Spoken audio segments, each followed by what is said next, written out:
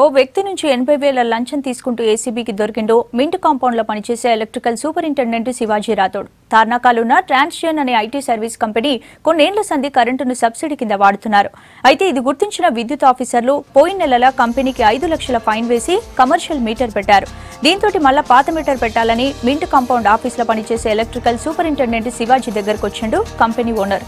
ఈ పనికి 80,000 లంచం డిమాండ్ చేసిండు రాథోడ్. దీంతో ఏసీబీకి కంప్లైంట్ చేశారు కంపెనోళ్లు. ఇవాళ ఐమాక్స్ లో పైసలు తీసుకుంటున్న శివాజీ రాథోడ్ ను రెడ్ హ్యాండెడ్ గా పట్టుకున్నారు ఏసీబీ అధికారులు.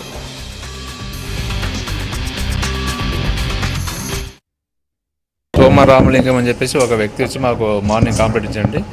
వీటికి ట్రాన్స్జెన్ అని చెప్పేసి ఐటీ సర్వీసెస్ తార్నాకలు ఉన్నది.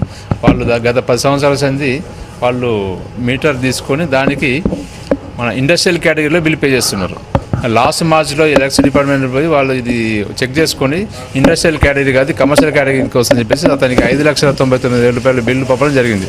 వాళ్ళ CEO ఆదేశాల ప్రకారం అతను వచ్చి వీళ్ళు ఎస్సీ గారు ఈయన శివాజీ రాథోడ్ అని చెప్పి సూపరింట్ ఇంజనీర్ అసెస్మెంట్స్ ఈయన మింట్ కాంపౌండ్ ఆఫీస్ అనేది వీడికి అప్రోచ్ అయ్యి మొత్తం డాక్యుమెంట్స్ అని చూపించడం జరిగింది. సార్ మాది ఇది ఇండస్ట్రియల్ కేటగిరీకి వస్తుంది కమర్షియల్ కేటగిరీ రాదని చెప్పి అప్పీల్ చేసుకోవడం వల్ల అతను మొత్తం డాక్యుమెంట్స్ ప్రిపేర్ చేసి నాకు 1 లక్ష రూపాయలు చేస్తే నేను దాన్ని మళ్ళీ తిరిగి ఇండస్ట్రియల్ కేటగిరీ కన్వర్ట్ చేస్తానని చెప్పడం జరిగింది.